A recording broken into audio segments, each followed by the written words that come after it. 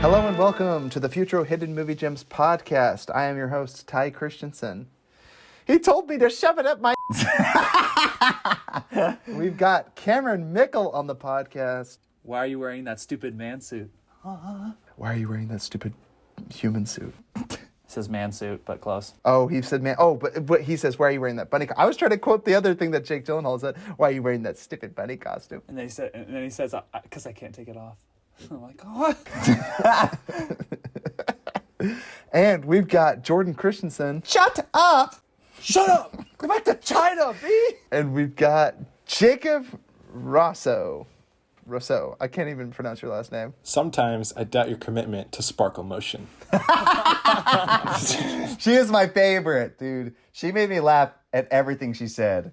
Holy crap. She was great. So I can't stop with this movie.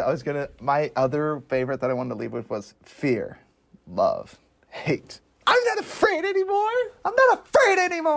That was the other one I was going to quote. So couldn't decide between the two, but for some reason that teacher saying that and then the dad laughing when his teacher tells him. Did you see my chicken commercial, Ty, that I made? I had... So my husband used to be afraid of fried chicken. When he turns to the camera and goes, I'm not afraid anymore.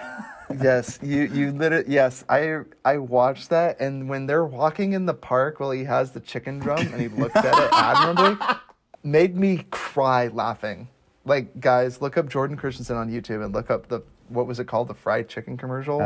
I'll have to look it up. I can't remember now. It brought me to tears watching him walk in the park, and he's like looking at a chicken drum, and he's like, it's so funny. Oh my gosh. Jacob, how do you pronounce your last name? It's Rosso. You got it right. Roscoe. I want to say Roscoe, but I don't know why I want to say I know, some people... Yeah. I don't know. I Some would people just say look that. at that and be like, Roscoe. Rosso. Okay, so today we are discussing Donnie Darko. Another one, Cameron's top 10? Is it not one of the coolest names of all time? Yes. DD. Sounds like a Donnie superhero. Darko? What makes you think I'm not? Okay, today we're talking about Donnie Darko. This movie came out in 2001. It was directed by Richard Kelly, written by Richard Kelly. It stars Jake You know what's funny? Gyllenhaal. You know what's funny about the Richard Kelly? That's the name of our dad and stepmom. Richard and Kelly. Yeah, check that out. Richard and Kelly. Yeah, there you go. Richard Kelly stars Jake Gyllenhaal, Jenna Malone, Mary McDonnell, and it also has Patrick Swayze. What? Patrick Swayze's in here. And Seth then, Rogen came in for a 10 too. It's his first feature film. Yeah, which is so funny. Yeah, and then of course it has Maggie Gyllenhaal is his sister. It's got Holmes Osborne and Mary McDonnell. I already said Mary McDonnell. James Duvall, Arthur Texier, And his fetching and Mark Hoffman. His first lines in this movie, in film is just, I like your. He stuck with that role in all of his movies. Yeah, he for never moved on. They typecast him from that day forward. They're like, oh, you're that guy. Like, oh, do I have to be? Yeah, and they're like, yep, that's you. Oh, great. All right, so this movie, I guess we'll go around and say what was it like watching the movie the first time I watched it, and what was it like rewatching it for the podcast. All right, why don't we start with you, Cameron? Okay, so the first time I watched this... You don't really like this movie, do you, Cameron? Just a little. So the first time I watched this movie, I was 17. And Jordan showed me this, and it was kind of during the time where the Great Awakening, where he's just showing me like all these amazing films. And me and Jordan... I only found out there's good music until like 2 months ago. And then Scott Jordan showed me, and usually we would talk for like an hour or two after each movie or whatever, and just kind of talk about like what I liked about it. But then after this, I remember after I watched this for the first time, I remember I was just like super speechless, and I just like didn't know what to say, and I was just like, what did I just? No, I know what you were saying, and it was stressing me out. I thought you were gonna get me in trouble for showing you that movie because you kept saying you're like, I don't understand the meaning of life. Well, Jordan just showed me this movie. I don't understand the meaning of life, and I'm like, Cameron, stop talking and be quiet because Mom's gonna get really mad and Dad's gonna be like, What did you show our son? And I was just like tripping. I was like, that was one of the craziest films I'd ever seen. And then I've actually rewatched it twice in the past 2 weeks. And then sort of a third time today. So rewatching for the pod, holy cow! I watched it the second time just to make sure that like I wasn't crazy and that it was as good as I thought. And I was like, yeah. And then the third time watching it, I paid like as close to attention as possible and trying to focus on all the details. And the more details I paid attention to, the more confused I got about the film. So I think it's like similar to Tenet. I know it's in your top 10, but is it the best time travel movie is my question. But is the movie technically about time travel? Okay, this is ignore Ty. Ty doesn't think it's time travel. Okay, I'm just curious as to your thoughts, Cameron, because I know Ty doesn't think it is. Yeah, I just don't know if it qualifies for a time. Maybe it does. Yeah, I'll explain some of my theories after. I know. I can't wait to hear those because they make me like the movie more. Because I'm like torn. I'm like, is it? I have no idea. I think it's about predeterminism and fate and things like that. But anyway, yeah, predestination. Manifest. Is it manifest destiny or what do you call it? I don't remember. No, manifest destiny is wanting to spread across all the continent that you live on to conquer that. Wait, what? Oh, Yes. why did I think that? Jeez, isn't that weird when you throw out a label and you think it means something else entirely, and then you learn it on a podcast in front of many listeners and viewers, and you're like, oh, I know nothing. Okay, so anytime you've heard me mention that on the podcast, didn't know what I was talking about. I thought manifest destiny was like when something like your calling comes to you, like the hero's journey. That's literally what I thought it was, like the intro to conflict. It's just like the reason why U.S. expanded to like take over the West Coast. Isn't that the call to action? I think that's what I'm thinking of. Okay. Yep. I know nothing about life. So, not qualified to talk to you here today. So just watching it for like second and third time. I don't know, just made me really love this film. I think it's just so well done. It's just so entertaining to watch, and the more I think about it and the more I learn about it, the more I enjoy it. The more you watch it, the more you enjoy it. That's interesting that you say that. Yeah. Which I know I might be in the minority of viewers, and especially on this pod. Awesome. How about you, Jake? What was it like watching this movie for the first time and rewatching it for the podcast? Yeah, I think I watched it the first time with Cameron a couple years ago, right? Yeah. So I watched it with him, and then I assume we talked about it after for a bit. So I kind of didn't remember a lot of it until I was watching it again. And then, I don't know, I liked it then, but I liked it much more now that I watched it again. Interesting. So, yeah. That's great. I've seen this movie 3 times. The first time I saw it, I watched it alone on Netflix, and I watched it on my laptop. And after I woke up the next morning, I was like, I just saw the most interesting film. I told all my roommates about it, and they're all like, yeah, Tony. And one of the guys comes up to me, puts his hands on both my shoulders, and he goes, that is my favorite movie of all time. I'm like, great. And he goes, we're going to watch it again. And I'm like, okay. And then like we planned to all watch it. They all watched it, and I didn't show up because I just wasn't ready to watch it right after I watched it. I was like, I don't know if I want to watch this movie again. For some reason, I was like, I don't think I'll catch anything. I might have caught some new things. But anyway, so years later, I'm married now, and then I watch it with my wife. And the movie's more stressful than I remember. So much more stressful because I remember watching it alone and being like, yeah, I get it, teen angst and all that stuff. But now as an adult, I'm like, this is like watching my children when the tantrums are going to be throwing very, very soon now. But they already throw tantrums, but once they are able to better articulate and formulate, phrases and sentences and spew out curse words and everything, I'm like, oh, got that to look forward to. But then watching it a third time, so now, it's so weird. I do like this movie. I like it a lot. I just don't know if I've seen enough video essays to explain to me if I don't even remember which version I watched. I watched the one that we had, Jordan. Theatrical. Is it the extended? Oh, it's the theatrical, right? Because I was going to say, I remember there's a lot of things that they did to explain a lot of this stuff, and I didn't like it. Because I have seen the extended cut once. I think that was the second time I watched it. And then I watched this version again. I watched the theatrical again because it didn't have all that stuff that I didn't like. So I did enjoy it much more the third time.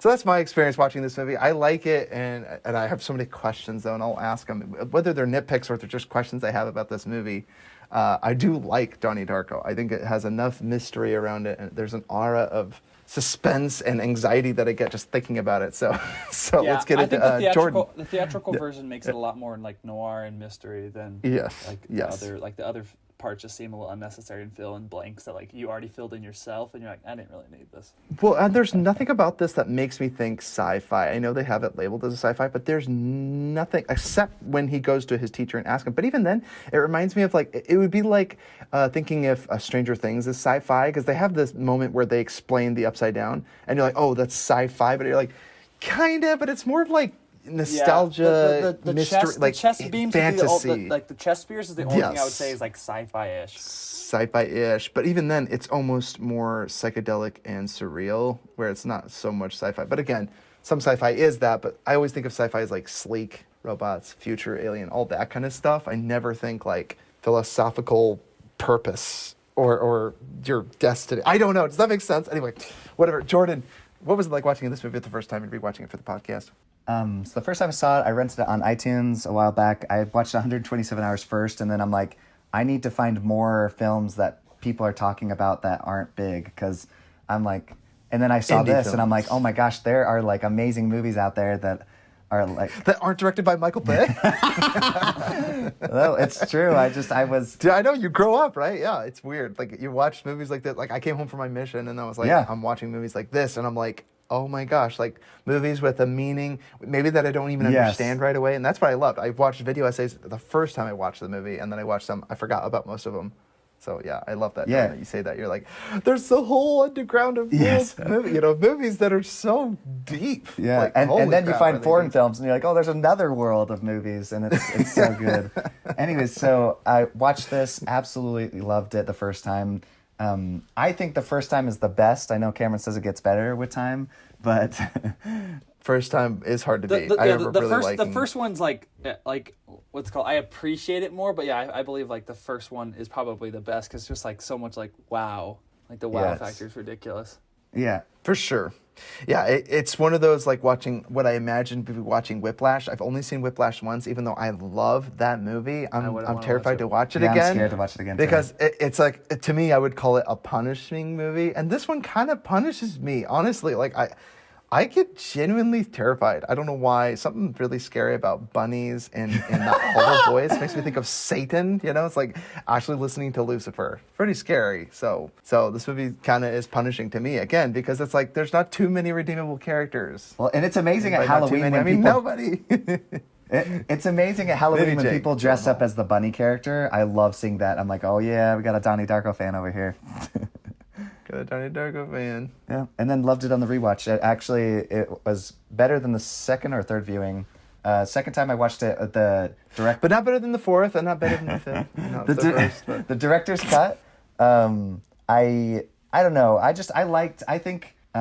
got mad respect for the director, but I think the studio. This is like the first time a studio, I gotta say, did it right by cutting out stuff and saying leave it a bit more dubious, because when he was like explaining things, I'm like, come on, what are you talking about dubious for? Hey, no, Everybody relax. Real quick, Jordan. So the director's cut actually isn't supposed to be.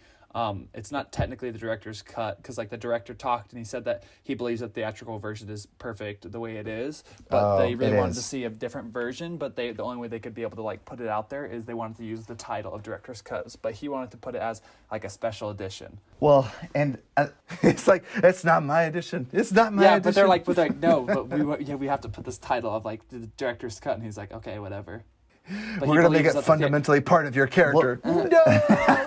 They did the same thing, Cameron, with Blade Runner. They have a director's cut. They've got a final cut, and his cut is the final cut, and director's cut is not Ridley Scott's cut. It's really funny. Yeah, it's strange. But I think the theatrical cut is the perfect cut because it leaves it a bit more, leaves things for your interpretation. More ambiguous. I just want to say, this guy wrote the movie The Box, so... Well, he was really good at 2000. He also directed Southland Tales and Zero Theorem. Yeah.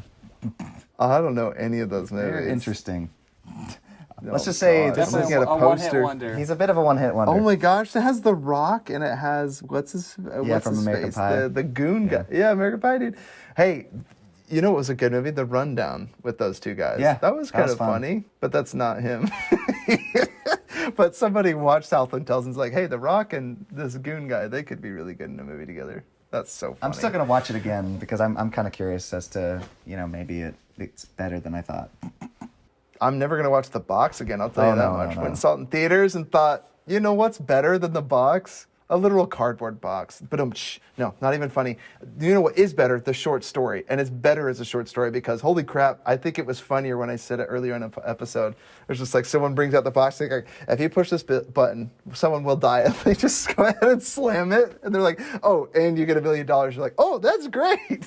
You're like, You killed someone without even knowing that you would get $1 million, you freak. I just think that's so funny. Should we do our 2 favorite things? Who's going first, Cameron? Yeah, let's go with Cameron. Cameron, we don't want to take your 2 favorite things, seeing how this is your favorite movie. It's one of.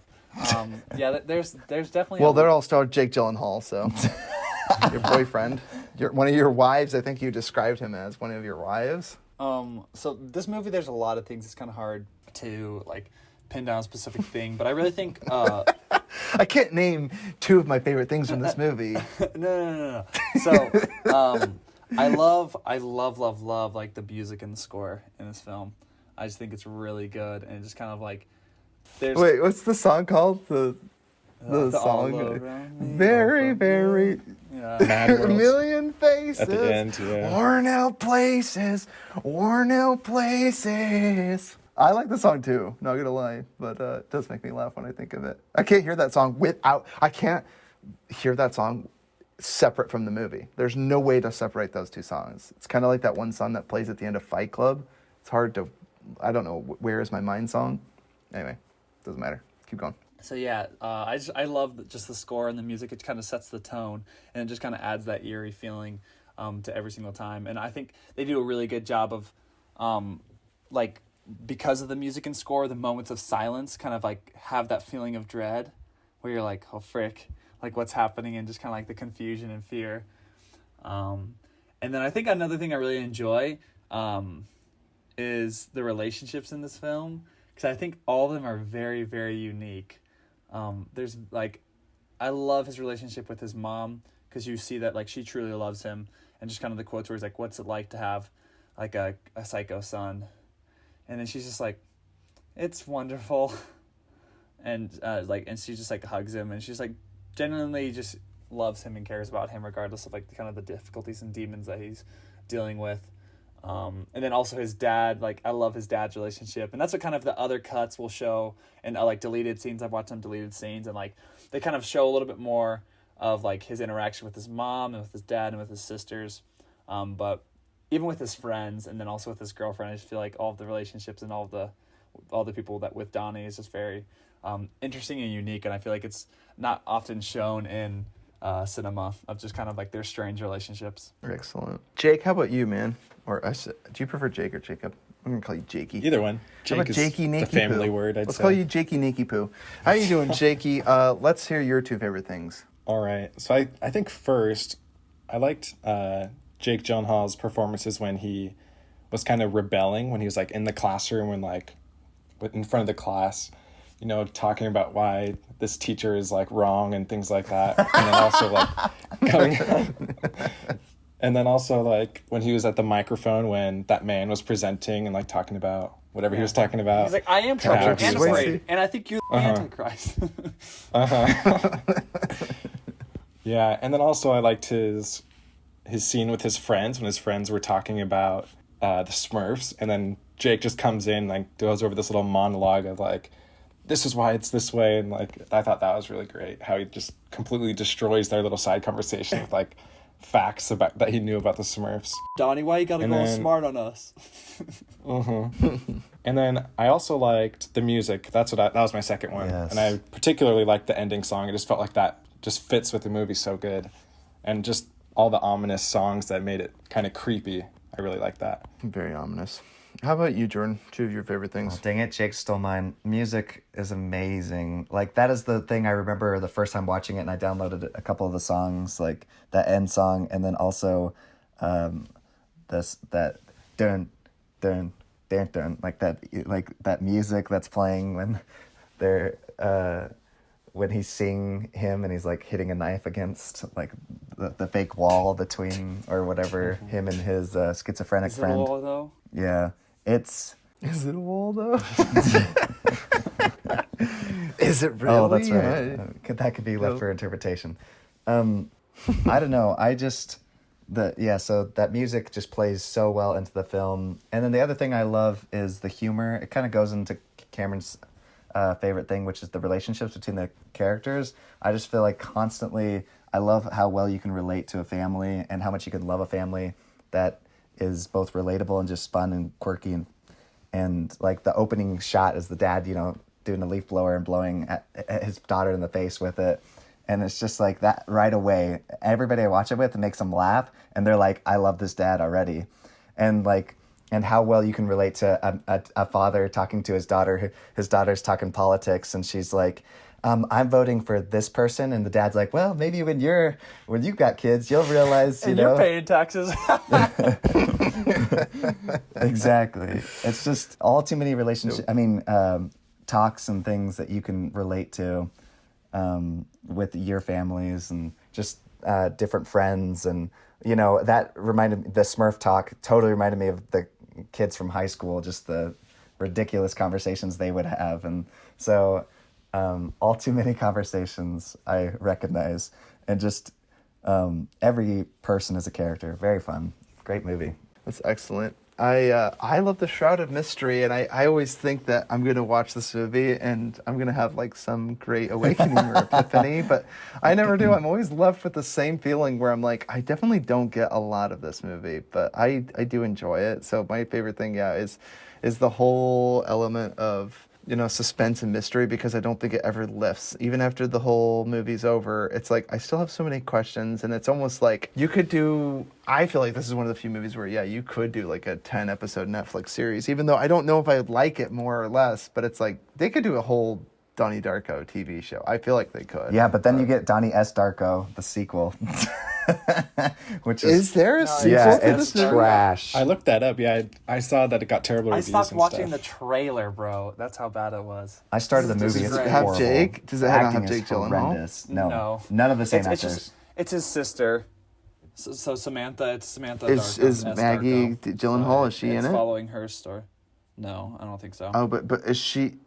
But is she? It's not played by this. Okay, No, it's I was played by wondering if they had somebody the same new. actors. It's Horrendous. Yeah. Well, like I said, so I think that's one thing that benefits, because it is one of those movies that you could almost watch again and you're like, I don't even know if I fully understand it, but sometimes I always feel like this movie's more based on emotion. It's kind of like when you watch Tenet, you're like, yeah, you could try to understand it, but maybe you should just try and feel it, And that's literally what this movie is. It's like all about emotion, right? Everyone is either pent up or letting loose and just saying things off the cuff. yeah. So, Maybe get off the couch and kick the kid in the. Learn karate. I know. Stop eating the potato chips. So you know what's actually interesting? That kid that wants to learn karate, he's actually in the video earlier in the show, and he's actually one of the guys that Patrick Swayze hits on the butt. So there's like that kind of possibility that maybe he's being abused, so that's why he wants to learn. Oh Gross. my gosh. That's crazy. See, now you're telling me that. I'm like, oh, they're a little subtle. I never caught that before. Yeah, he probably planted him in that crowd too. Poor kid. Yeah. Poor kid. Well, I gotta say. I think you're the Antichrist. So yeah, this movie, like I said, it benefits from the mystery and noir. And then I would say I do like Jake Gyllenhaal's performance, and what I find remarkable is that this didn't either ruin his career or permanently label him as Donnie Darko Kid. Like, I'm amazed that Jake Gyllenhaal is still as famous as he is when you start off with a movie like this. I mean, to me, it's like, I'm trying to think of a good comparison, because there are some actors where I'm like, they never got away from what they were. Harry Like, Potter. I'll be honest, I know Macaulay Culkin is a good example, right? When he's a child actor, it's like, that's the Home Alone kid. Like, I know some people know Macaulay Culkin. Some people still don't know his name, or his siblings' names, but they're like, that's the Home Alone kid. I am surprised that he escaped a name like Donnie Darko. Is so easy to say and remember. I'm like, oh, that's the guy from Donnie Darko. That's the Donnie Darko kid. It's like, Jake Gyllenhaal has made such a superstardom. I'm just impressed Hayden by his Christensen careers, definitely basically. escape it. Yeah, I'm like Anakin. Yeah, I still call him Anakin sometimes. I'm like, it's Anakin, Hayden Christensen. Like Anakin comes first, then Hayden Christensen. Where Jake Gyllenhaal now is like surpassed Donnie. Like, he's transcended Donnie Darko by films like Nightcrawler, which is one of my top 10 favorite films of all time. So it's really cool to see a movie like this that, again, you're really, like, I like what you said, Cameron, like, maybe to be such a good actor, maybe he genuinely is crazy, because how else could he perform in all these wild performances that he seems to pull out? But I just really am impressed with his performance in this movie, and the rest of his career. So that impresses me. One thing, Ty, the reason why he looks so creepy, especially in the scenes where he's in the presence of Frank, is he actually told the directors that he was going to do his best not to blink in any of those scenes. So if you I read that too. Every Yeah. single time that he's like around him, he does a little like eye squint, He just like doesn't blink for like minutes, and you're like, "What the fuck is wrong with this kid?" I know, you're like, oh, this is the makings of a serial killer, right? Yeah. I'm surprised at how few people die in this movie. Don't know if that needs to be said, but in a movie like this, well, then again, there are a few people that die, but I'm surprised at how, well, then again. But did they die? Did they die? Yeah, because I was just about to say, I was like, well, you see it, but I'm like, technically, there's so few deaths because of the end. I'm so confused. You guys will have to explain it to me, so I want to hear your theories about it. But, so everyone's already said their two favorite things. Do you have any nitpicks or things? I just have questions, guys, okay? I have. So, again, is this a alternate parallel universes, like multiple dimensions? That's what I always interpreted this movie as. I never took it as time travel. I'll explain that in a little bit, but it's a mix of both.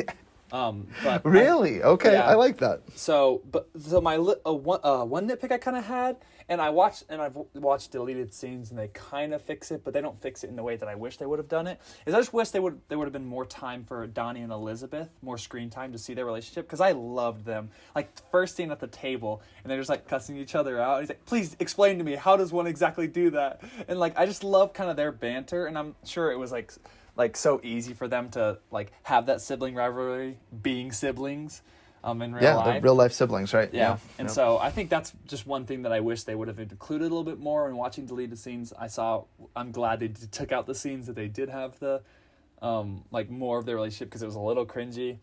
But there was one scene that I did like, that she was kind of talking to Donnie, and she told him, she's like, "I think you're too hard on yourself.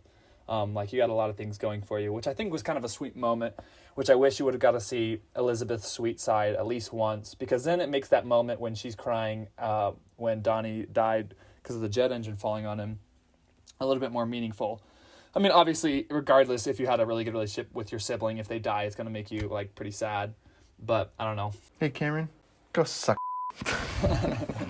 Please explain to me, Ty, how does one exactly suck?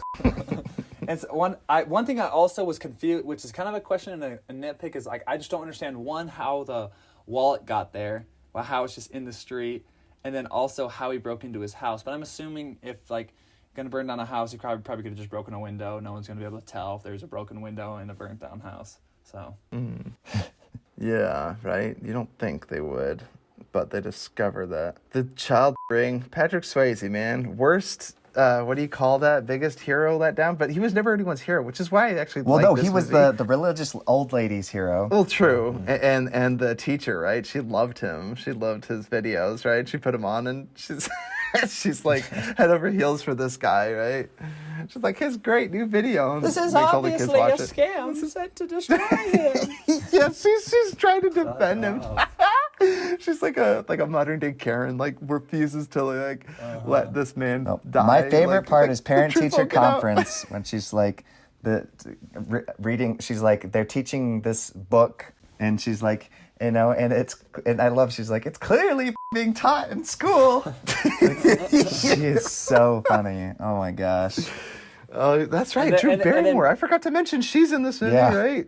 Drew Barrymore. I totally forgot to mention. She's the other teacher. Her part's pretty cool. I like her as like kind of the Dead Poet Society teacher, where she's like making a difference in his life. Every one of us had a teacher like that. So shout out to Drew Barrymore. That was a cool part. I like that. And then Rose Darko, Donnie's mom, she's like, I thought the PTO wasn't allowed to, like, I thought we were like here for the kids, not to ban books. Dude, it's kind of funny that that's going on right now with Dr. Seuss and everything. Timestamp this podcast, but yeah. That's super funny. Oh, man. So any other nitpicks you guys thought of? Because, again, so like I said, to me, like I don't know whether to get into this. So just the ending, right? The very ending, Donnie Darko decides to not do anything in order to save everyone's life. But does it save everyone's life just because he doesn't kill himself? Isn't he able to do everything like again? But I don't know. I'm so confused. Does that make sense? Like, okay, so it's similar. Have you seen Looper? Yes, I've seen Looper. So yeah, it's kind of the similar action of like where in Looper he decides that he needs to kill himself to break the ring in order to prevent any of the craziness from happening, because he knew that was the only way to stop it. Which is sort of one of my nitpicks, is because I believe that there's ways that Donnie... Isn't that the grandfather effect too, Cameron? Yeah, it's... But see, Looper does it kind of cheaply too, because he shoots himself and then Bruce Willis literally disappears in that instant. But what's really creepy, it's like he technically he wouldn't have never been there come for back, any of the previous events which that would have happened. never allowed him to kill himself. So that's why time travel gets kind of trippy, because it's like he would have never thought to kill himself. To me, I'll be honest, that's when I laughed out loud in Looper, was when Bruce Willis literally just disappears and evaporates, because I'm like, I didn't laugh at that part. I laughed at the little boy in the train all angry. His look was like pure evil. The one funny thing that Everything Wrong actor. With, the one funny joke that I ever heard from Everything Wrong With when I used to watch those videos before he went on the deep end or whatever, and literally got into nitpick, when he used to make jokes, right? It used to be a satire show. He made a joke where he goes, bet you $1 million that freak still turns into a serial killer. At the end of it, when he's holding his face and he's like, I'll get you. Like, he's like a vengeance kid. You're like, holy shit, that kid looks evil. Okay, going back to Donnie Darko, though, Cameron, keep talking. I like what you're saying so far. Okay, yeah, so I'm with you. That's one thing I was a little, like, see, I mean, like, I question his logic, but at the same time, I'm like, he's a 17-year-old kid caught up in high school. Like, obviously, he might not be thinking it, like, completely, perfectly out. But, like, I believe he could have altered his actions while going back in time in order to, like, save his girlfriend's life. Mm-hmm. And so that's one. So, okay, so the biggest theory about it all is the fact that, so once there's, like, I'm going to sound like trying to, like, explain it, but, like, so he creates an alternate dimension at the same time that it's happening. So on October 2nd, the alternate dimension is created that has all the events where Frank has to do everything in his power to lead Donnie to commit the actions in order to go back to close the loop. Holy cow! So Frank, my mind just exploded. I don't know. Maybe it did. My head's still intact, but it's just scattered with brain material. So it created an alternate reality in order to be able to close that loop and bring it back to the normal reality. So you see Frank, he does everything and he leads Donnie to do the bad actions, which will eventually lead him to kill Frank, and then also want to go back in time because she died and because he killed Frank. So going back in time and allowing himself to die and being like the sacrificial person allows time to go back to its normal way, if that makes sense. But how did the jet engine fly out through the wormhole? Okay, so there's also a theory on that Donnie... Thank you for asking it. That was my other question I wrote down in my notes. I'm like, why? Yeah. So why? Because it does come from the other time or parallel universe, right?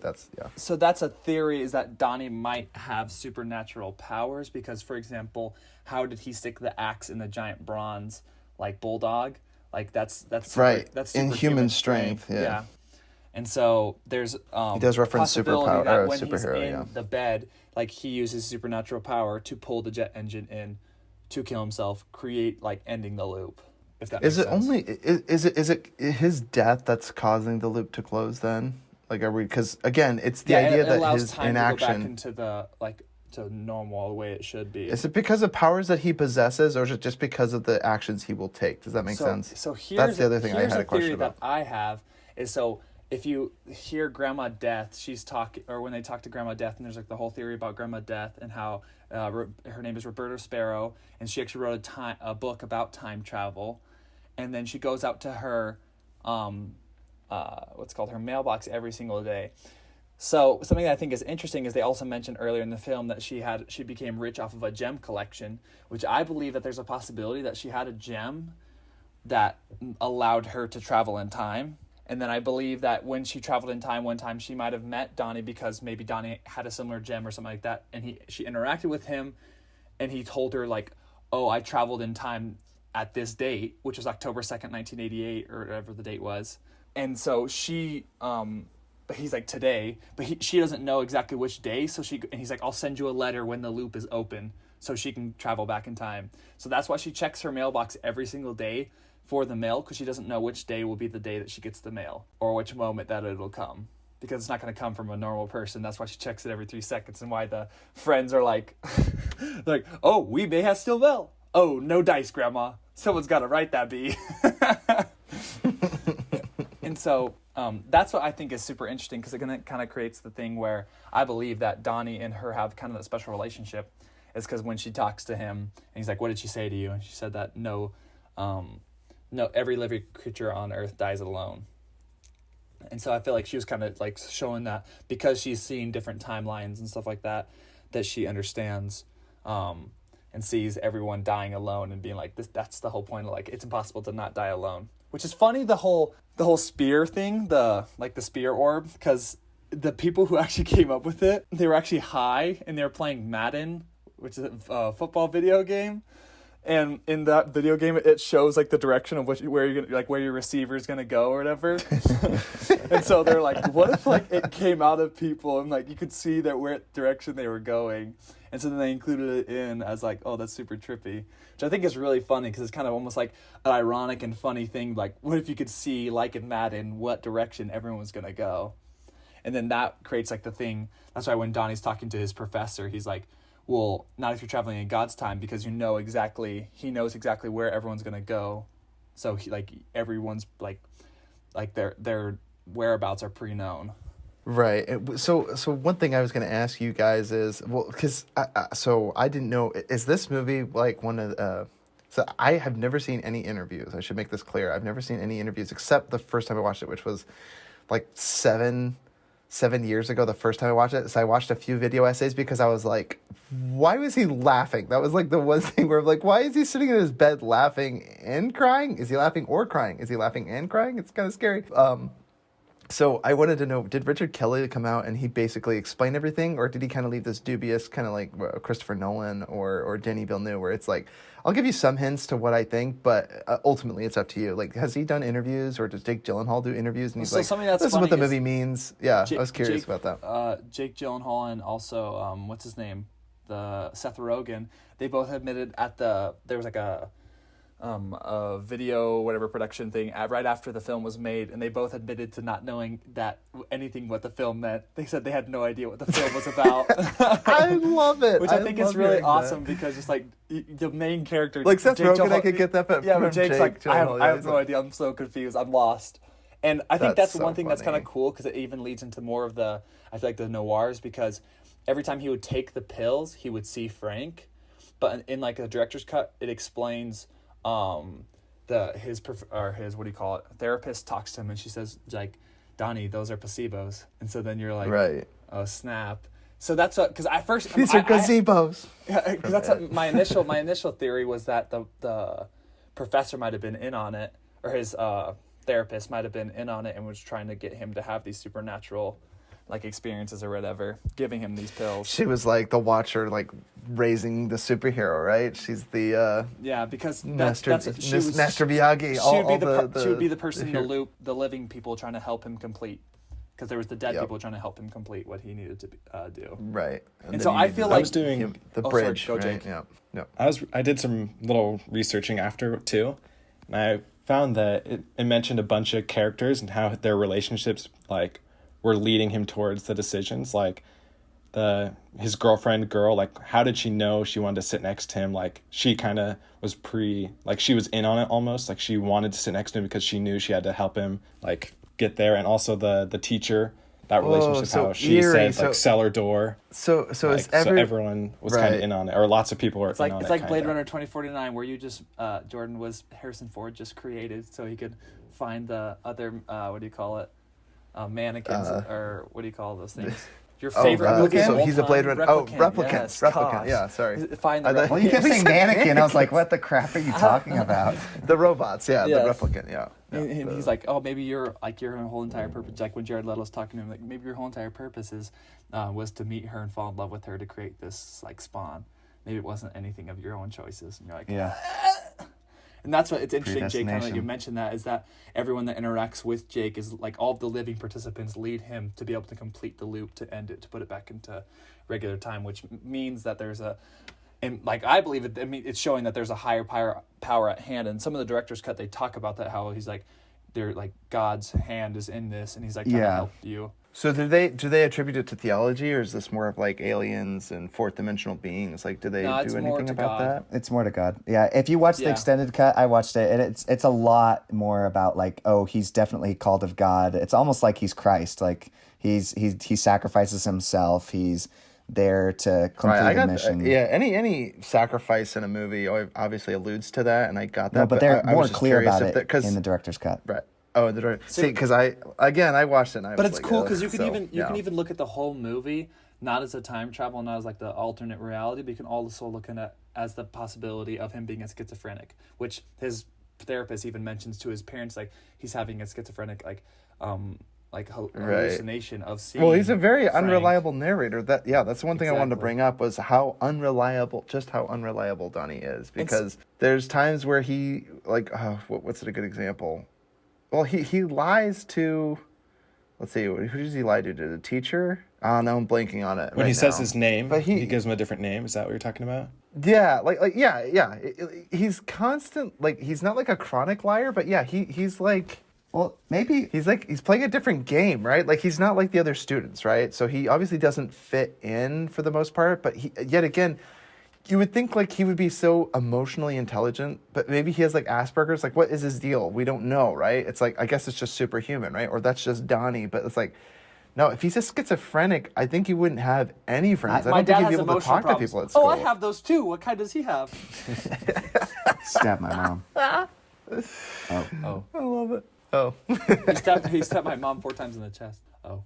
That was the one thing. I didn't really understand the whole relationship, because when she's talking about, he stabbed my mom 4 times in the chest, I believe, are we to believe that his mom survived, or her mom survived? Because then later she says, my mom left. So then I'm like, so I was confused on that too, but maybe they weren't fatal stabs or something. That's what I was thinking. That's what I believe, that they weren't fatal stabs, because then it's her stepdad. Because otherwise, I don't understand why she would live with her stepdad and then what would be a stepmother. So it's like, why would she just live with some psychopath psychopath's like wife if it wasn't related to her? She would just be in an orphanage or something like that. So I believe that the mom survived the stabs. Cameron, I've got a theory. In the bed, why he was laughing is because, they say you see your whole life before your eyes before you die. So he was having a flash of what his life would have been right before he was smashed. That's super interesting. Is that what's it called? And also, so one thing I think is interesting as well is I believe that I think it has a really cool message, actually, because I believe that the whole point of the movie is talking about everyone dies alone.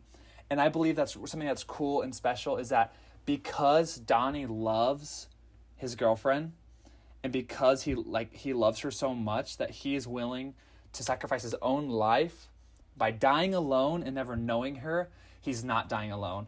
Which I thought was kind of cool, is because he could have chosen to not die alone in that moment with no one specifically with him, but then that's why I believe he was laughing, because he was remembering all the memories he had with his girlfriend, and he's like, I'm not alone.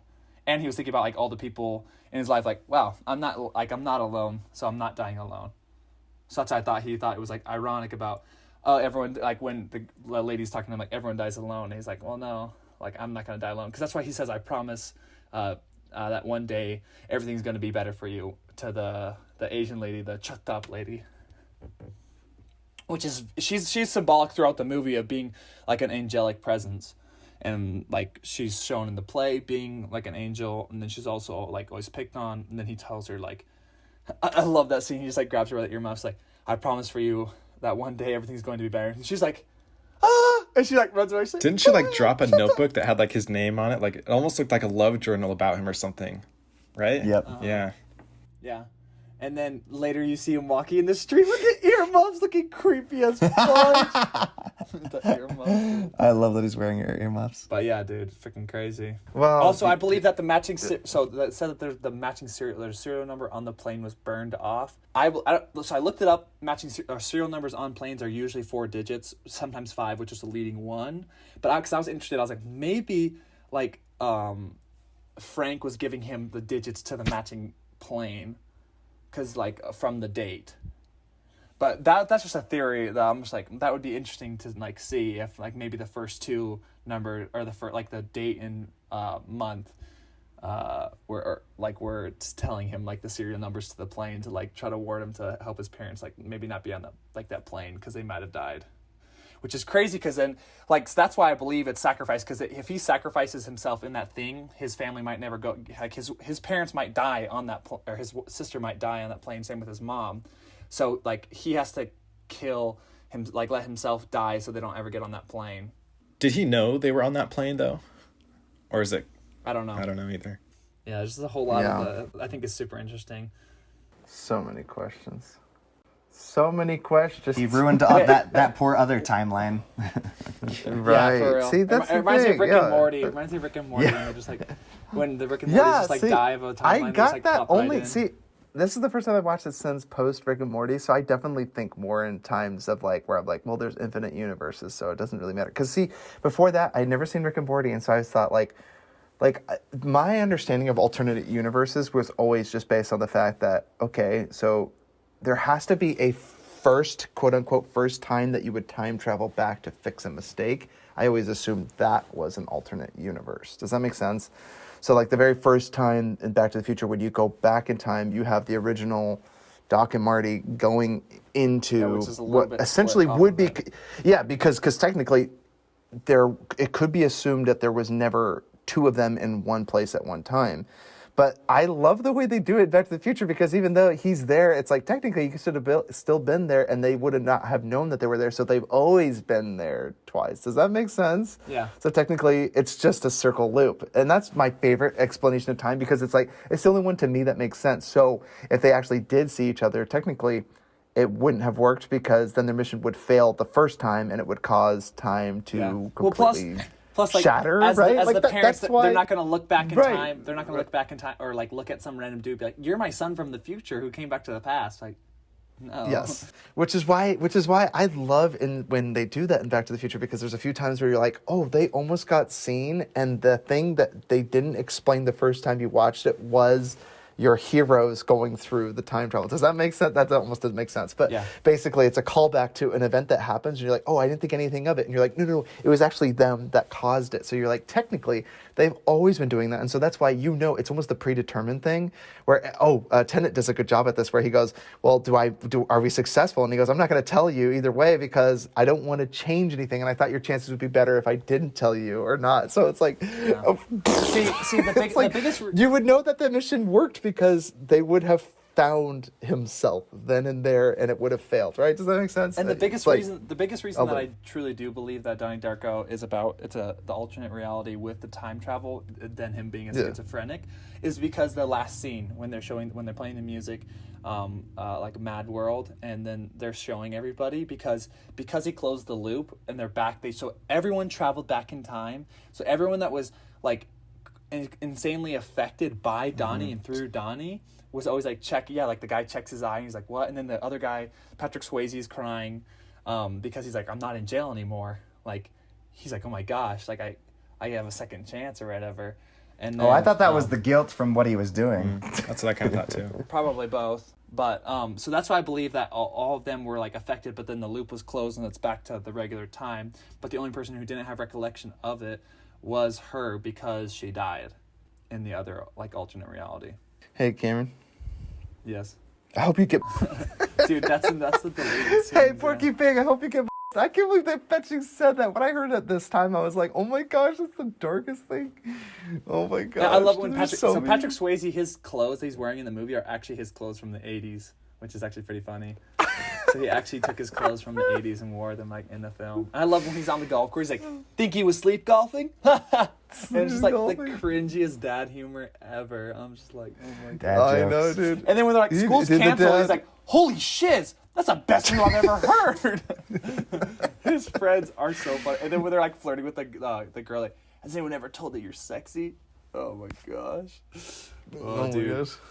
The woman in the video makes me laugh so hard. Before the boy's like, I'm not afraid anymore. It's like, for 2 years I thought it was normal for a 10-year-old to wet the bed. And then the kid in the class is snickering, and she's like, shh.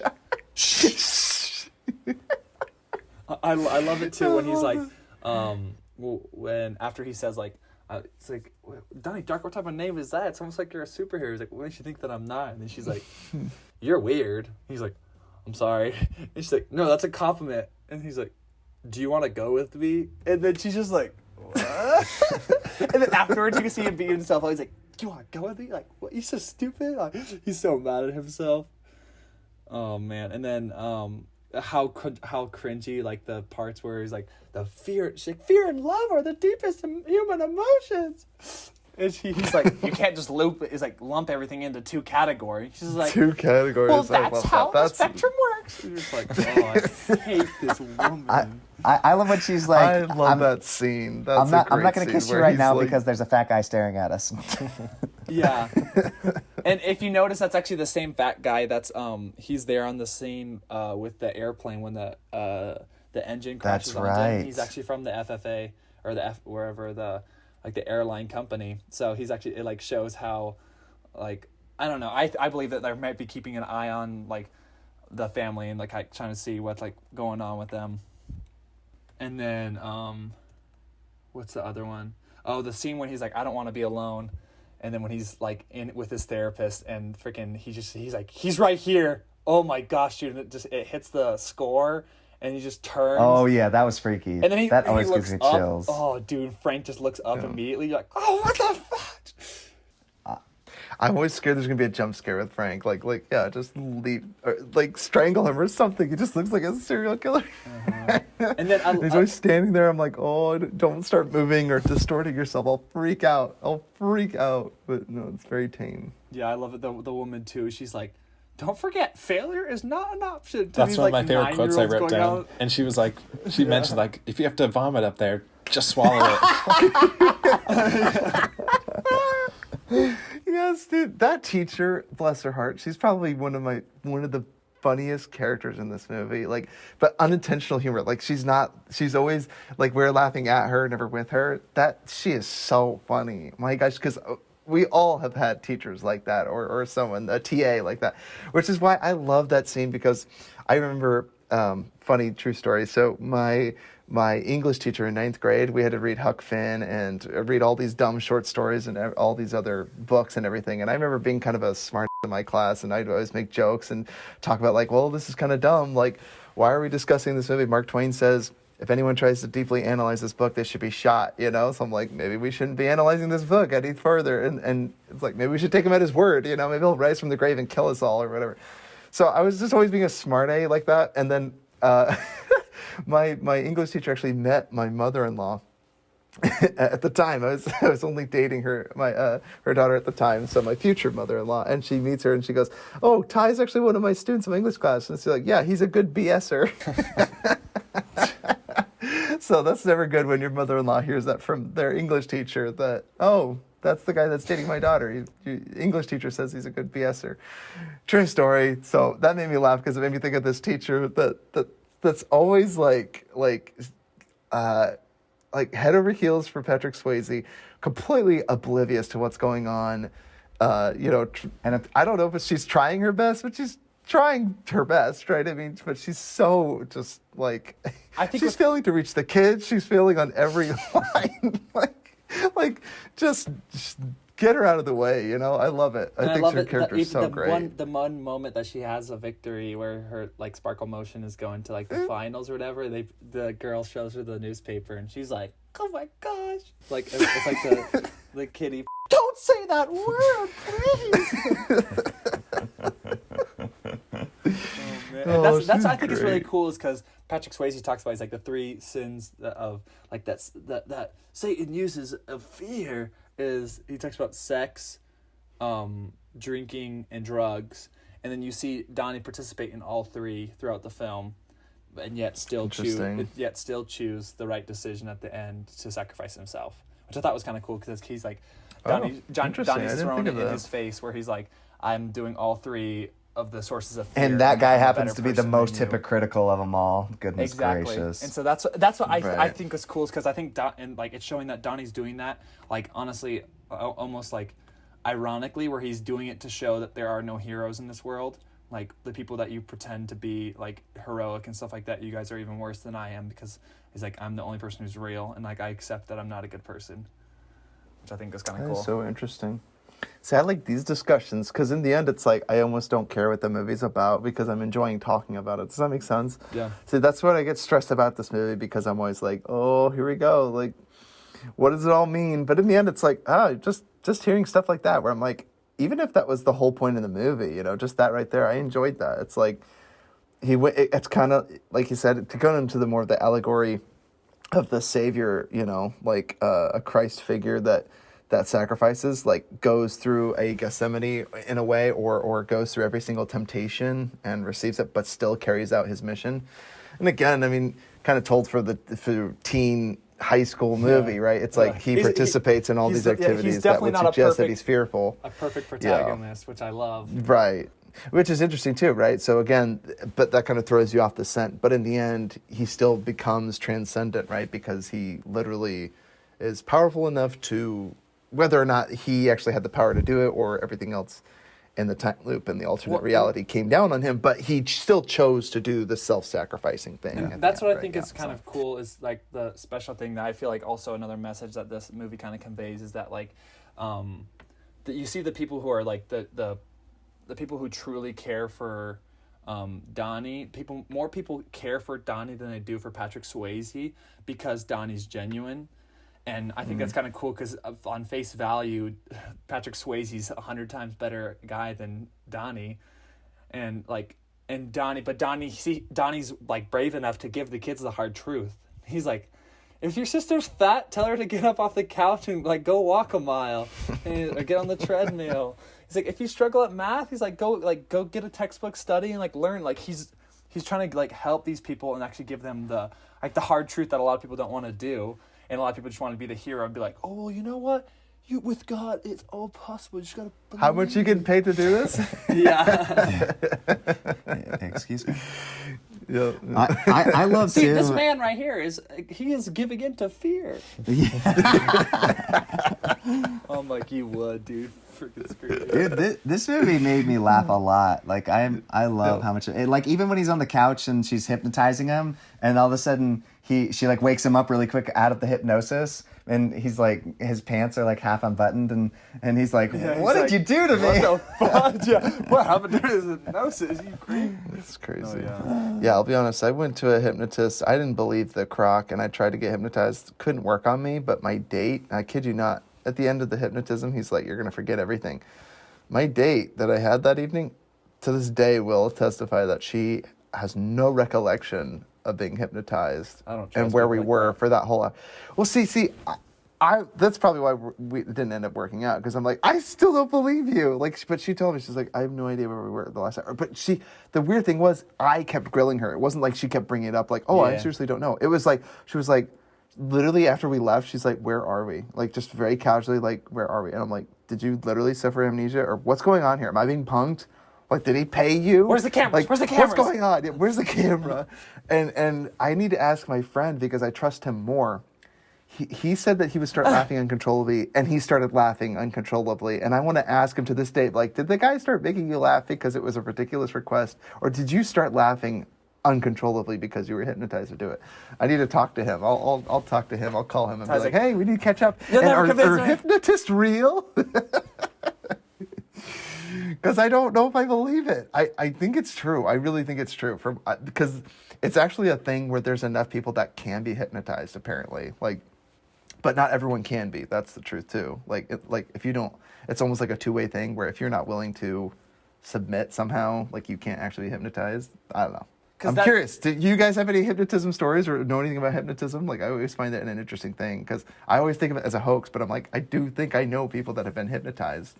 See, I'm not one of them. Okay, also just kind of going back on like Donnie with the similar to the hypnotism, is that one thing I think is interesting is if you believe that the pills are placebo, I believe that the reason that he sees Frank every single time he takes the placebo is because he's accepting the fact that he's crazy. And so when he accepts himself for like, I'm truly crazy, because he's not getting help. Yeah, right. So then that's when it allows him to see Frank. Right. Yes, placebo.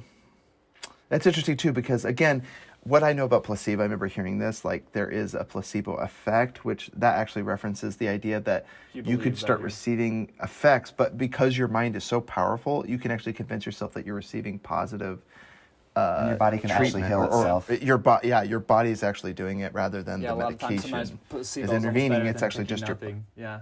Yes, which I find is so interesting, because again, especially movies that are psychedelic and about the mind and if you believe all the sci-fi stuff, or helping yourself it's whether or not the movie, like I said, it's an unreliable narrator, so it actually helps to its benefit, where you're like, you don't really know what's going on, and that's to this movie's benefit. Like, we don't know what's going on here. What's going on here? We do know what's going on in Patrick Swayze's basement. Burn it down. So, does anyone else have any other things that you wanted to say about this movie real quick? I just love how they make everyone a character. Like every character is pretty like relatable, not necessarily to like you personally, but like you just like know those you people. know like, that I person, love yeah. The scene in the classroom when he's like talking about, well, what if like you wanted to like show your kids like satanic images or stuff? Would you do that to your children? Well, didn't your dad stab your mom? I was like, so insensitive. This is like one of the like probably the most traumatic experiences in this girl's life, and he's just like making fun of her. But mind you, it was realistic though, because I'll tell you what, there is nobody on earth more cruel than Lucifer himself, than 10th graders and 9th graders and 8th graders and 7th graders. High Those school kids is are the worst. vicious. And middle school. Those kids, dude, they whatever your weakness is and you don't tell them, they'll exploit it.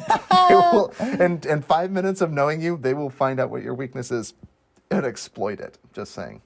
Yeah. My goodness. Well, any last things you guys wanted to say about Donnie Darko? All right. Would you guys recommend this film? I recommend it. I think it's a fun watch. I definitely recommend getting some friends that you want to talk about it afterwards, because you might just end up in a therapy session yourself if you don't have someone to talk to about all this stuff. So For sure. it definitely helps from... It's definitely a movie like kind of similar to Tenet. Don't go in it trying to understand it all. Just kind of go in it like first, especially for the first watch, just trying to like just enjoy it. Just because if you try to go in first time like thinking, oh, it's gonna be like the most mind blowing movie, you won't think it's that mind blowing. But if you just go in to kind of like just watch it, you'll be like, oh, that's like a lot of things I like enjoy talking about. That's the same reason why I love Project Almanac, which I know Ty doesn't like, but I just love time travel movies because of how like much you can talk about it afterwards. I know a lot of people hate it because they say it collapses in on itself. I don't hate Project Almanac. I just have problems with it. Just like Looper. Like, see, I actually think Looper's a good movie, but I really get upset when Bruce Willis disappears. I'm not kidding. That was my biggest gripe, that and the kid on the train at the end. But the idea, it's like, you don't understand. Just because you shot yourself, because you did it there, you never grew up into the old man that was literally standing there moments before. So him disappearing doesn't solve anything. In fact, the very ground that he was standing on has footprints of where he was standing. They wouldn't have ever been made. So again, see, that's a whole nother podcast to go down. But see, that's what time travel is very hard to do. And honestly, my favorite ones are the ones that literally just explain it as a circle, because that's the only way it could possibly make sense. That's the only way. See, that's what I enjoy about Donnie Darko is it doesn't try too hard to try to explain it, and I think the ambiguity honestly plays into its favor, because a lot of movies that try to explain it, you're like, all right, bud, you're trying to explain like the something director's cut of this film. you're like trying to explain something that's impossible or hasn't been done yet. Well, like it is like theoretically possible, but it hasn't been done yet. So it's like it's kind of impossible. If you travel in space, time is relative, but not in the way where you could go back and do something. It's just time is passing differently. Like Interstellar does it really well. Right. Like, oh, you like 20 minutes here. Or Contact. That's a great movie. Cameron, have you seen Contact with Jodie Foster? That's an amazing film. Jodie Foster's in a lot of the, like, is she the same girl from Deep Impact, right? No. That's not the same. Yeah. I know the actress you think of. She's from Fun with Dick and Jane. I can't even remember her name. But yeah, Jodie Foster, she's in the movie you just saw with Jordan, the killer, the Hannibal Lecter one, the Silence of the Lambs. Yeah, Silence of the Lambs, yeah. She's a good actress. That's Jodie Foster. Yeah. So she's incredible. Anyway, incredible. It's incredible. Are you quoting my favorite Riz Ahmed from Venom? Oh, no. He's flying. That's from Conspiracy Theory. What were you saying? I was saying Venom. Yeah. It was Venom, right? Yeah. Riz Ahmed. That's incredible. Downtown is exploding and on fire. Incredible.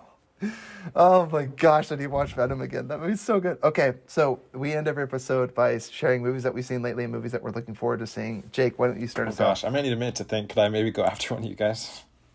Well, Jake, also, Jake, is there anything you have left to say about Donnie Darko? Or are you good? I just would definitely recommend watching it, with someone that hasn't seen it.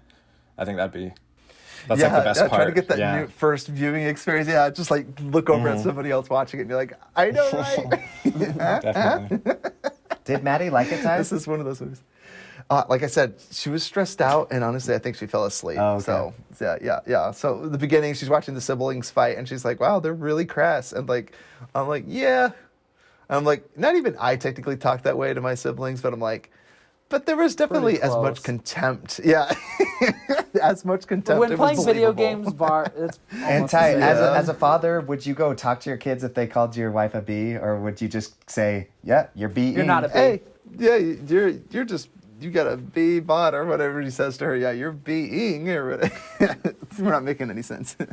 He's like, but I love it. He's like, you're not a B. That's the only way. Yeah, you're not a B. It reminds me of Mom used to say Cobra Kai when he goes, I didn't call her a I said she was acting like it. No, dude, what I love, Ty, is it reminds me a lot of what Mom used to do. Is because like Grant or Jordan or you used to always call me names or whatever, and I'd always go into Mom like, oh, Ty or Jordan called me a stinky butthead, and then she would say, well, are you a stinky butthead? And I was just like, well, no. And she's like, then what's the problem? I'm like, I hate you. You're not giving me the comfort I need. Reminds me of that Calvin and Hobbes panel where he's like, ow, I skinned my knee. And then he looks around and no one's around. Then he goes into, bursts the door open in another bedroom. I skinned my knee. And his mom's like, oh. I love it. He just needs that affirmation, dude. Love it. All right. So, so we can go to Cameron. Cameron, what have you been seeing lately and what are you looking forward to seeing? So I've actually been kind of grinding on movies. I've watched a lot of stuff recently. Just grinding movies. Yeah. So since last week's podcast, I've actually watched I think 14 or 15 movies. So I watched Okja, which is really fun to see Jake Gyllenhaal's performance, and that's the most out there performance I've ever seen of him. I've never seen him in a role even close to similar to that. It's really nice to have the kids here in Korea appreciate me. I'm just like, what is your voice?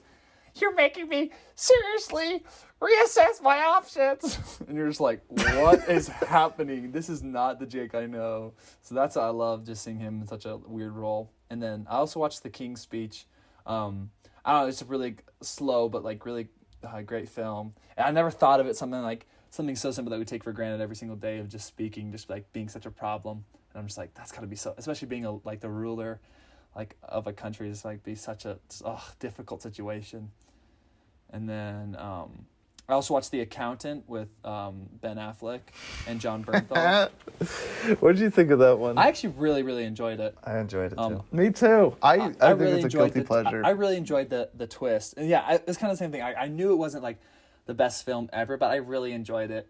Sit down and enjoy it. I really like the take on him and his brother and kind of how they were like so different and like essentially like created to be weapons, and then they got to meet, and then they're just like, all right, see you sometime for coffee. And he's like, how am I going to find you? He's like, you won't. I'll find you. You're just like, oh, fuck. And then I also watched Speed. I've been talking to Jordan about this. I freaking love that movie. Speed. Jordan says that it was Die Hard on a bus. Did you recognize the girl, Cameron, the old lady on the bus too, that falls through? Yeah, she's in Donnie Darko. I know, dude. When she fell through, I was like, yeah. Because did we mention that the first time I mentioned we watched Speed, Jordan? Did I mention that? Because she was also from, what else was she from? Was she from another movie or not? She's in a bunch, but... She was just in another movie that we saw, though. Maybe it was Donnie. I don't remember, but we brought it up the first time. I'll have to go back and listen. But we were like, that's the same lady from... What else is she from? I have to look up her bio. She's in No Country so for funny. Old I'm going to Men. do that. Like, No Country for Old Men? I don't remember her part in that.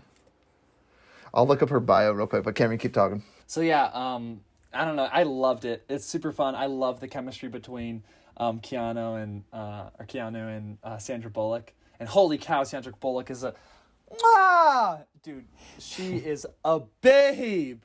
Is she another one of your wives, Cameron? My wife? Yeah. If I was born in a different generation, she'd be my wife, dude. Holy shiz. She's a little old for me. I don't know, man. She's got a new nose to admire now, so I don't know. And then I watched Reservoir Dogs. Holy cow, was not what I was expecting. I was expecting The Departed by Quentin Tarantino. And then I was just like... Wait. Oh, I was saying The Departed, directed by Quentin Tarantino. I know who directed The Departed, Shiv. I know it's Martin Scorsese. But definitely was not that. But it was still a really good and well-made film. And I love Tim Roth. Tim Roth's a great actor. And then I watched Wildlife, starring Jake Gyllenhaal, and directed by Paul Dano. Ooh, I wanted to see that one. Was it good? It was fantastic. Very depressing. I need to see that one. Grant gave it a 10 out of 10. I gave it a 9 out of 10. It's a really well-made film. Very sad. A little almost too real. It's kind of scary. I do need to see that one, though, because that was one I want to see. Just really well-made film. It's Jordan, the movie I was thinking of, I don't know if we said it because we did say it was Speed Donnie, but she was also in Little Miss Sunshine. She was one of the pageant ladies at the end. That's why I remember. She's like she's so perfect. Yeah, she's so freaking good. She seems like that lady that would take her dogs to dog pageants and dog shows. And my dog's perfect. Yeah. And then, Jordan, it turns out she was in Willy's Wonderland. That's not the movie. Yeah, Nick Cage was it? Nick Cage. Oh, so maybe you did mention that one, though. I think that was the movie you mentioned that she was in. It was fun seeing her in that, too, yeah. Yeah, right. She's great. Holy cow. Bless her heart. So, sorry, Cameron, go ahead. And then I also watched Act of Valor. At the first watch, I thought it was amazing. I thought the acting was a little subpar, and then I learned that, like, all the actors are actually, like, veterans, which I thought was really cool, and it gave me a greater appreciation for the film. I was like, holy cow, that's amazing. Because I was kind of saying, I was like, for such an amazing movie, I feel like they might have gotten better actors, but then I find out that they're actually like SEAL Team 6 guys and stuff like that, or Navy SEALs. I'm like, wow, it's even a greater appreciation. Just makes you so appreciative of like our country and just the freaking things that they do.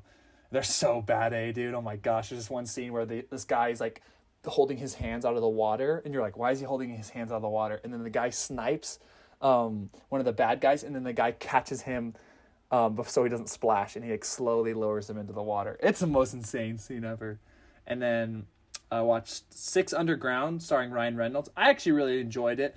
Opening scene, dude, insane. That opening car scene is everything you need to see. I've never finished that movie, but I've watched that opening scene 3 times. It's fantastic. It is a fun car chase. Yeah. It is such a fun car chase. Yeah, overall a fun movie. I like Ryan Reynolds is kind of one of my guilty pleasures. I really enjoy movies like that he's in, like Just Friends or something like that. I probably enjoy those movies more than I should. But I love Just Friends, dude. And then I also rewatched Remember the Titans. Such a great movie, dude. Denzel's such a baller. It's definitely one of the best sports films of all time. Probably up there with Miracle. That and Happy Gilmore. Yeah, but I don't know if it's on the same like level of like what a sports film is about. You know, it is. And then I watch Happy Gilmore. I watched The Looper. Really dope. Ending. The only 2 things I would say is like the logic falls apart a little bit, and me and Jordan talked about it. Joseph Gordon-Levitt's lips and nose just took me a little bit out of the film. Just I know he was trying to look more like Bruce Willis, and I'm like, you could have just looked like yourself, and I would have just believed you. Yeah, like every single time I saw him on the screen, I'm just like, because it's the first time I saw the trailer, I was like, that dude looks exactly like Joseph Gordon-Levitt, but like a little different. And I find out it's actually him, and I'm like, that's kind of creepy. I was like, what's wrong with him? I had to look up what's wrong with his face in Looper. I don't know. I was almost like, they couldn't. To me, it was that hair that Bruce Willis had. It looks so funny when you see him once, where they tried to make him like halfway. It's like, oh, good. Yeah. A long, stringy, wispy hair. And then I. Did that guy ever have hair? He's like, Dad. There's only photo evidence, but no one's actually ever admitted to having hair. So it's a conspiracy theory. Born bald and just shaved his head ever since. Yeah. And then I also watched Accidental Love starring Jake Gyllenhaal. So kind of was on a Jake Gyllenhaal binge. And this movie proves that Jake Gyllenhaal alone can't save a film. Because that movie was trash. Waste. I couldn't even finish it. I got an hour in and I was like, Which one? With the Accidental Love. It's Jessica Biel. Or, Biel or whatever. Jessica Biel. Yeah, Biel. And, rough. Not funny at all. It's so cringy. It's even got Woody from Psych. Rough. Sister, listen, I invented the word rough, okay? Jordan, do you know that movie? They told me to pick up a little blue car. They didn't tell me about picking up a little blue mane. Yeah. I can't remember the name of it. But I just love when he yanks the thing out of his ear and he's like, it's just, I'm so overwhelmed with emotion. That's Big Fat Liar, dude. That's right. Paul Giamatti, dude, what a master. Dude, he's so funny. And then that movie is silly, but that's such a classic, dude. Big Fat Liar. I just recently saw that, dude. I love that movie. do the scene where he's swimming in the pool and he's got the orange hair and stuff. It's so funny. I'm sorry, but the emotions of this movie are just so painful. That's what I was trying to quote, yeah. And he pulls out the earpiece.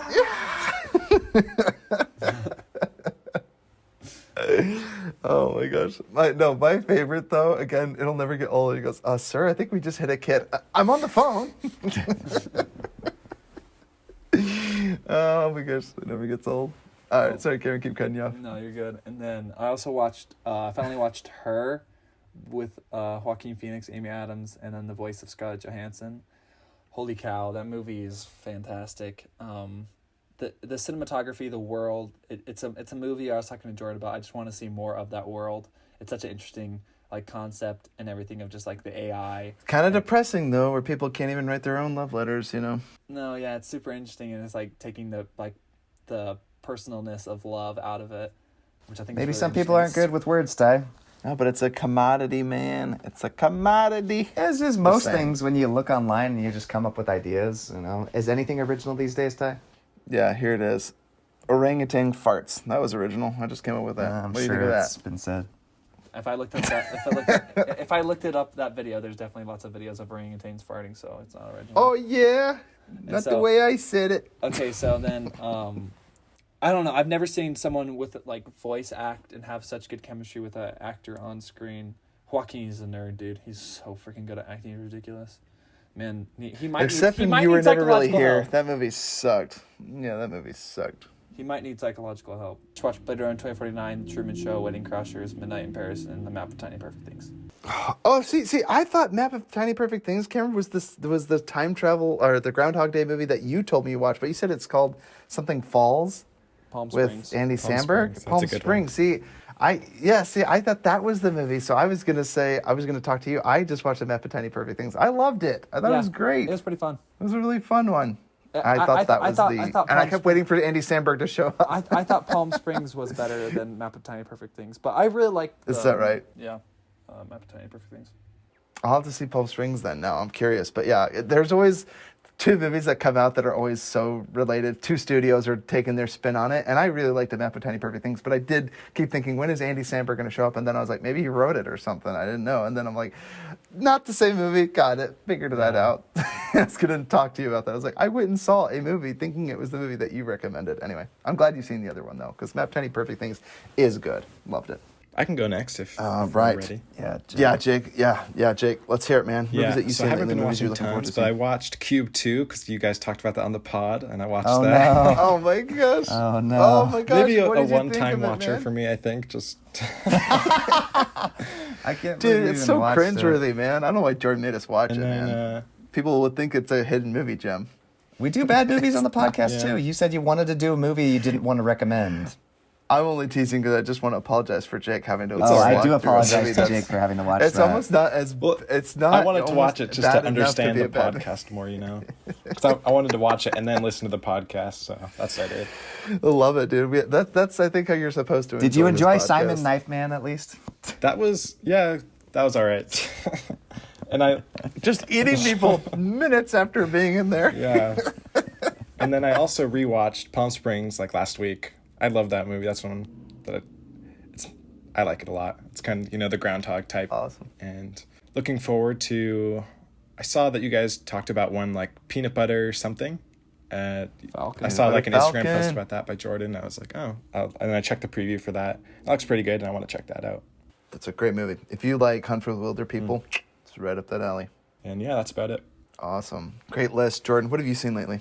I just been rewatching Trailer Park Boys for the third time, and just the characters are so fetching funny. Like there's one of the characters, he's like, he's white, but he thinks he's black, and he's just like, he keeps saying, "Not mean," "Not mean," and the other guy's like, "Why you gotta keep saying 'not mean' so much?" And he's like, "Why you gotta be questioned why I say 'not mean'?" And he just, I don't know, it's really funny.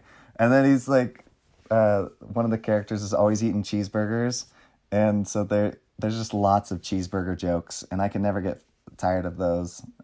And it's that gif I sent you, Ty, where the big guy that doesn't wear a shirt, and the girl, he's on a bus and he accidentally the bus moves, and so his belly hits the girl in the face. Like, Oh my gosh, that's so funny. I wondered what that was from. I need to send you some clips because the one character says so many words wrong, kind of like Family Guy, saying Vegetas. He says jalapenos, and he's like, it's not pronounced jalapenos, it's jalapenos.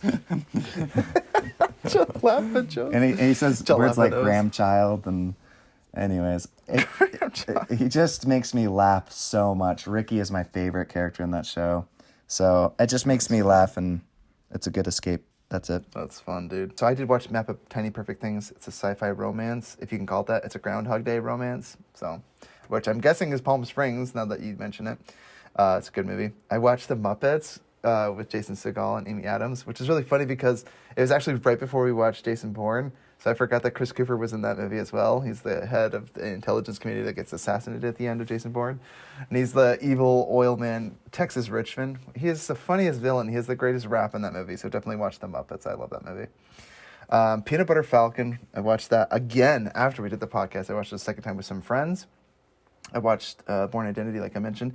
I watched Burying the Ex, which is a horror romance. Jordan, I think he recommended that one a while ago, but it's okay. Joe Dante. I love Donnie Yelchin, or whatever his name is, bless his heart, that passed away, rest in peace. Scotty from Star Trek. But this horror romance, I liked. One of my favorite parts was when she's like, the choose zombie girlfriend. Me or choose Jesus. He chose Jesus. I just feel like, okay, so my favorite part actually was her watching the zombie movie that the brother-in-law puts on, or the stepbrother puts on, and then she watches the zombie eating brains in the movie, and then it activates her for her thirst for brains, and then she eats him. But there was a missed opportunity where he comes in and he finds his half-brother eaten, only half eaten, partially eating, and he goes, "You ate my half-brother," and she goes, "The lesser half if you ask me." And I almost thought okay, or he was the lesser half brother, right? The lesser brother of you or whatever. But I almost think it was a missed opportunity to say, I only ate half of your half brother. I don't know why I thought that would have been a better line. I thought of that, but I know it's not. Maybe it didn't work. But then there was a really funny scene where someone said oh, when she keeps trying to, but he's disgusted by her because she's a corpse, a zombie. Nick was so grossed out. Nick was it was all gross out humor, which is kind of why I didn't like the movie as much, because I think gross out humor is funny, but when it's the whole joke, the whole movie is she keeps trying to her boyfriend, and he's disgusted by her because she's a walking zombie. More flies are buzzing around her head, and her skin keeps more and more peeling out. It's gross. Anyway, when she's like, "Are you ready?" And he's like, "I'm doing my." I thought that was so funny. He's shaving. I thought that was really funny. And then someone else said, "Are you pickle?" as a joke. I don't know why. I think that's the funniest phrase. And then the last one is "Are you on meth?" I don't know. I thought that was so funny. Weird quotes from it. And then I watched a movie called Nerve with what's the James Franco? What's his brother's name? The young one, Dave Franco. Dave Franco, and what's her name from? Can't remember what movie she's from. Nerve. It was pretty good. It's like a neon. It's almost like Escape Room, Jordan. Yeah. I think you would like it. It's basically Truth or Dare, and you can either be a watcher or a player, and you can do dares, and it's kind of fun. I mean, it's okay, kind of cheesy, but it's what's that? It talks about mob mentality. Mob mentality, yeah, and kind of the anonymity of the internet. It's a bad thing, guys. Bad thing. So yeah, it was okay. And then I watched Memories of Murder, obviously. But lastly, I've been watching Workaholics. Guys, I can't stress this enough. It is the funniest show on Amazon Prime right now. Please give it a try. Is it better than Silicon Valley? So I get serious Silicon Valley vibes watching it. I love Silicon Valley. And I'll be real, maybe you won't even feel clicky, but after a while, you get the humor of the three guys, and you're one of them. It's definitely a bro show, so definitely give it a watch. Watch for 2 or 3 episodes, and just let me know what you think. And if you don't like it, that's fine. I was in tears on the 3rd episode. I thought it was so funny. Adam Devine. Oh my gosh, he is so funny. I've seen some clips and from his that. two Yeah, friends. that show looks really interesting. Yeah, Really the clips funny. is so funny. But yeah, it's on Prime now, and it's totally worth giving a watch. Just watch 2 episodes, and you'll watch it kind of like The Office, where you're like, oh, I'll just chill with these guys for a while. And it's so much fun. So Workaholics, definitely recommend it. It's very crude, but again, one of those, what do you call it, Comedy Central comedies that, 20 minutes long, perfect escape. So anyway, that's everything. Everybody, leave us a 5-star review. Please follow us. I guess we're not using the word subscribe because it sounds harmful. You don't pay for this. You just follow us on the podcast, or like us in YouTube and follow us there, because they'll get all this amazing content and great discussions. So give us a 5-star review, share us with your friends, and like the episode and give us a review, and leave us an email, futuromovies@gmail.com. And thanks again for tuning in, and take it easy, guys. Stay safe out there. This is Futuro Hidden Movie Jim signing out. Peace. Peace.